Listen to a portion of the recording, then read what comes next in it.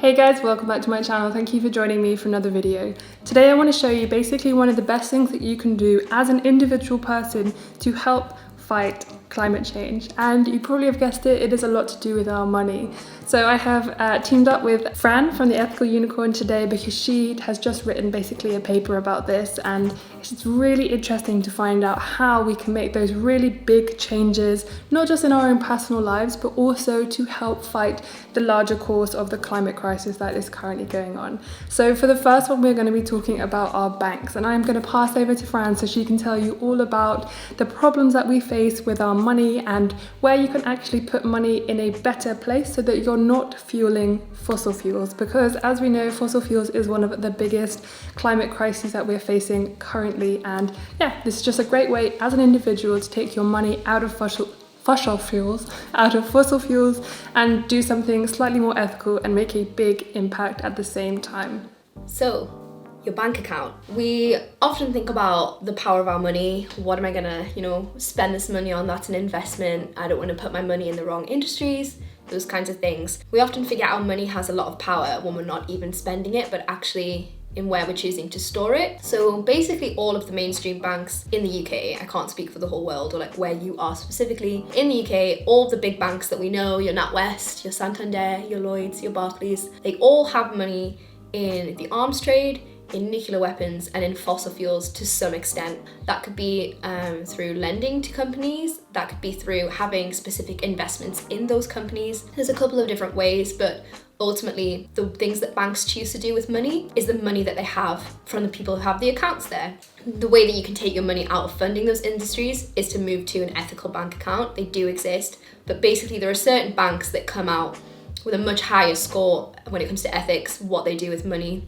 Generally, building societies are always a good shout, like Nationwide or Cumberland. There's lots of different types of building societies, and also credit unions. That's because they're more owned by the people who have money with them, as opposed to being sort of an external business that decides whatever they're going to do with your money.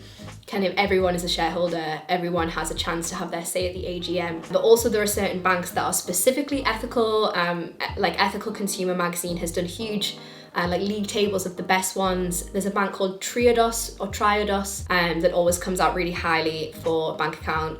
Also some of the new app-based banking accounts that you might have heard of, so like Monzo, I think there are other ones called like Revolut and Starling. They tend to they score really highly with Ethical Consumer as well. So I think when we think about consumer pressure and we think about money, we also have to think about where we're going to put that money. So switch your bank account and let your bank know why you're switching, why you're leaving them. I think if we have a lot of people doing that en masse, that's going to create a lot more consumer pressure than what we might compare that to with, the fashion that we're buying or how we're consuming. Because really, everyone has a bank account, just about. There's not many of us that are just living completely cash-based anymore. And so I think we have a potential for huge pressure there. Because if a lot of us all start leaving, those banks are going to have to change their practices, or they're not going to exist anymore. So one of the other things that I think is really important to talk about is also your energy provider, because obviously you have energy providers that are getting their energy from things like fossil fuels, and also you have energy providers that are doing a kind of combination of the two, and then you also have ones that are strictly getting all of their energy from renewables. And sometimes the problem can be, depending on whether you're vegan or not, some of them are vegan, but also some of them are not. And what they're doing is they're taking the kind of waste from animal farms, etc., and turning that into renewable energy.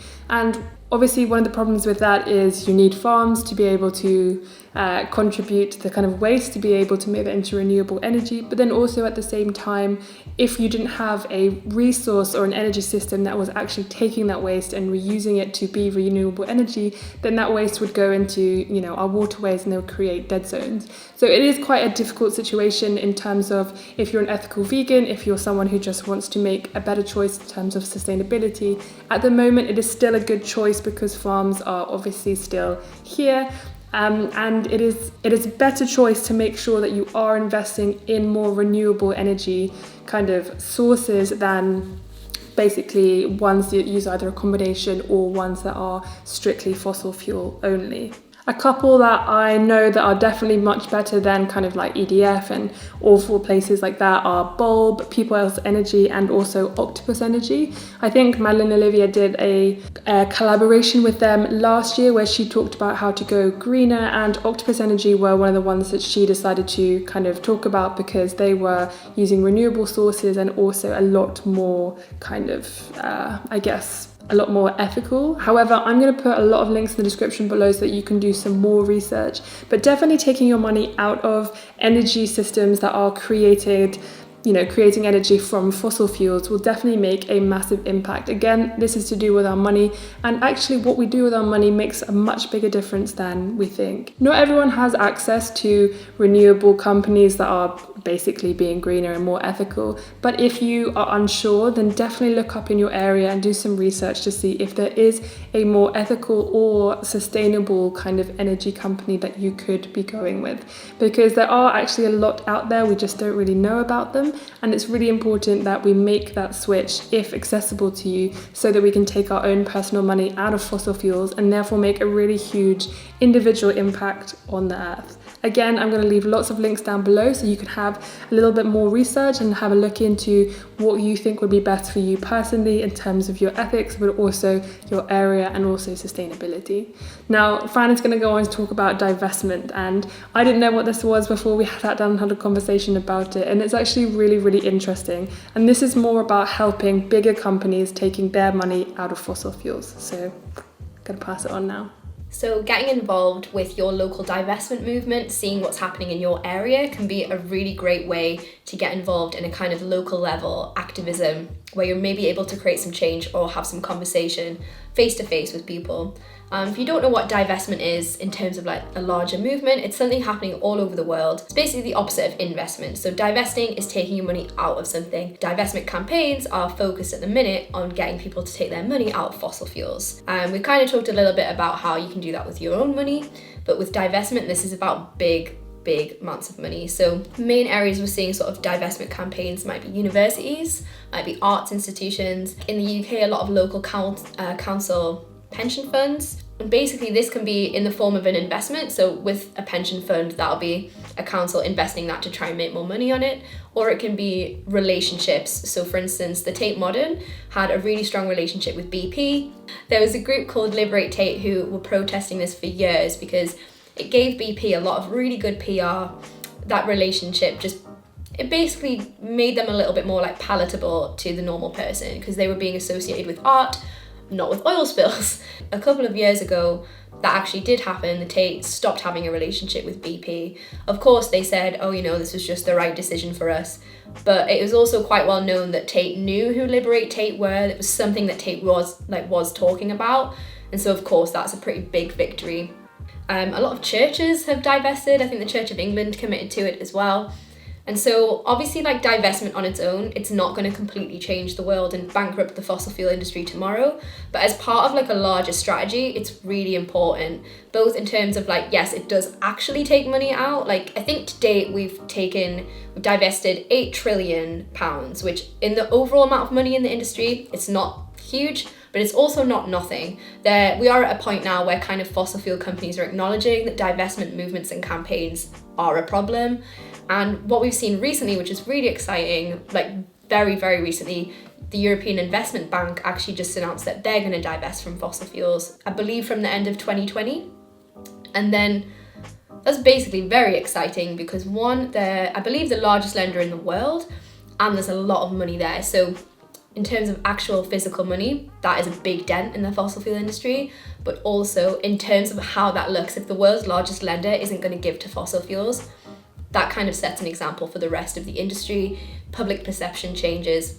What's also great about divestment is because if you focus on your local council, your local theatre, your university, if you're starting university in a couple months and you want to get involved on campus, like concrete things that you want to see happen, this is a really great way to do that. And it's a great thing that kind of goes hand in hand with things like protesting, with Extinction Rebellion and climate strikes, which are all about bringing awareness. This is kind of a sustained conversation that you can get involved with and try and move in the right direction. So have a look what campaigns there might be in your area, or if there isn't one, maybe there's one that you can start. yeah, it's just a great campaign to get involved with, basically.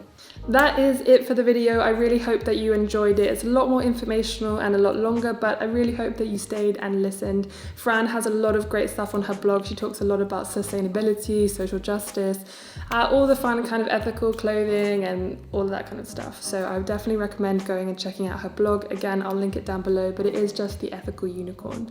I really hope that you enjoyed this video. I'm definitely going to be making more informational videos that can help you be more sustainable, and that it's actually a bit more accessible to, you know, everyday people that don't live in London and cities where you have access to zero waste shops and all that kind of stuff, especially because this can make a massive impact. Anyway, thank you so much for watching. I really hope you enjoyed it, and please leave me any feedback down below if you love these kind of videos. Me and Fran have also made a video about ecocide. If you don't know what that is, stay tuned because we'll be talking all about it soon. Thank you so much for watching. Bye.